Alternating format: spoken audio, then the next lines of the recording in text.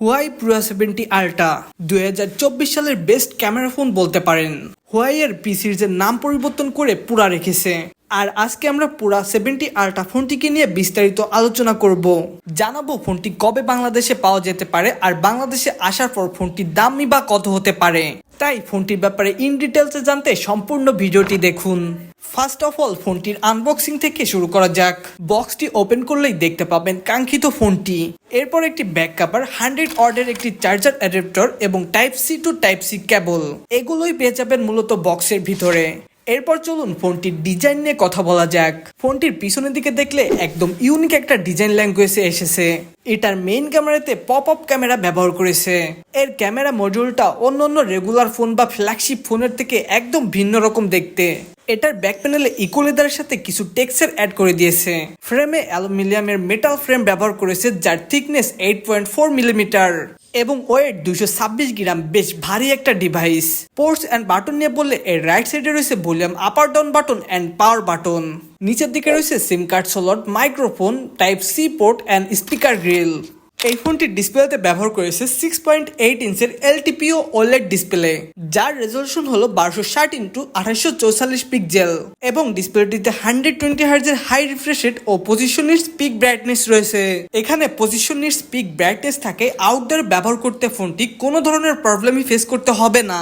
ডিসপ্লের রেজলিউশন এবং LTPO OLED display হবার কারণে এটার কন্টেন্ট এক্সপিরিয়েন্স হবে এক কথায় অসাধারণ। আর এই ডিসপ্লেটি চিন এবং ভ্যাজেল একদম নাই বললেই চলে।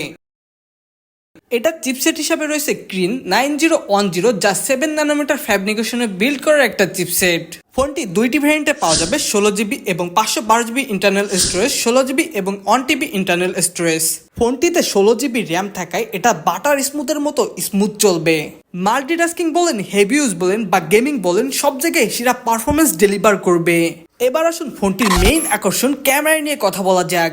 এটার মেইন ক্যামেরাতে ব্যবহার করেছে 50 মেগাপিক্সেলের পপ আপ ক্যামেরা।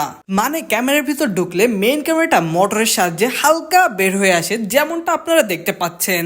মেইন ক্যামেরার সাথে আরো দুইটা ক্যামেরা রয়েছে এর পিছনে, 50 মেগাপিক্সেলের টেলিফোটো লেন্স আর 40 মেগাপিক্সেলের আল্ট্রা ওয়াইড শুটার। এখানে ক্যামেরার মেগাপিক্সেল কম দেখলেও কিন্তু এটা থেকে তোলা ছবির কালার, শার্পনেস, ডিটেলস, কোয়ালিটি একদম অন পয়েন্টে থাকবে। আইফোন 15 প্রো ম্যাক্স এবং স্যামসাং S24 আল্ট্রা থেকেও ক্যামেরাতে এগিয়ে থাকবে এটার ক্যামেরা। তাহলে বুঝতেই পারছেন এটার ক্যামেরা কেমন হতে চলেছে। আর এটার ফ্রন্ট ক্যামেরাতে রয়েছে 13 মেগাপিক্সেলের আল্ট্রা ওয়াইড শুটার। সেলফিতে আল্ট্রা ওয়াইড শুটার ইন্টারেস্টিং ব্যাপার। যারা ব্লগিং টলগিং করেন বা করবেন ভাবতেছেন, তাদের জন্য এই ফোনের ক্যামেরা বেস্ট অপশন হবে। এই ফোনটিকে পাওয়ার আপ করার জন্য রয়েছে 5200 mAh এর ব্যাটারি এবং 100 ওয়াটের একটি ফাস্ট চার্জারও রয়েছে বক্সের ভিতরে। এখন ফোনটি বাংলাদেশে আসার পরে এটার দাম কত টাকা হতে পারে, এটা ভাই শিওরলি কেউই বলতে পারবে না আপনাকে। বাট আমার ধারণা এটা বাংলাদেশে আসার পরে 1,50,000 টাকার উপরে দাম থাকবে। কিন্তু বাংলাদেশে আসার কয়েকদিন পর এটার দাম কমেও যাবে। তাই ফোনটি বাংলাদেশে আসার সাথে সাথেই কিনে ফেলবেন না। আসার পর কিছুদিন অপেক্ষা করবেন, তখন দেখবেন এটার দাম অনেকটাই কমে গেছে। এরপর বড় বড় ইউটিউবারদের রিভিউ দেখবেন, যাচাই বাছাই করবেন ফোনটি আপনার জন্য কেমন হবে। দেন আপনার যদি ভালো মনে হয় তখন পারচেস করবেন। এরপর আরেকটা প্রশ্ন, ফোনটি কবে বাংলাদেশে পাওয়া যাবে? এটাও ভাই শিওরলি কেউই বলতে পারবে না আপনাকে। বাট ধারণা করা যাচ্ছে এটা জুনের শেষের দিকে চলে আসবে। সো আমি আবারও বলতেছি, ফোনটি বাংলাদেশে আসার সাথে সাথে কেউ কিনে ফেলবেন না। কয়েকটা দিন অপেক্ষা করে ফোনটি সম্পর্কে জেনে বুঝে তারপর কিনবেন। তো আজকের ভিডিওটা এখানেই শেষ করছি। দেখা হবে নতুন কোনো ভিডিওতে। সে পর্যন্ত সবাই ভালো থাকবেন।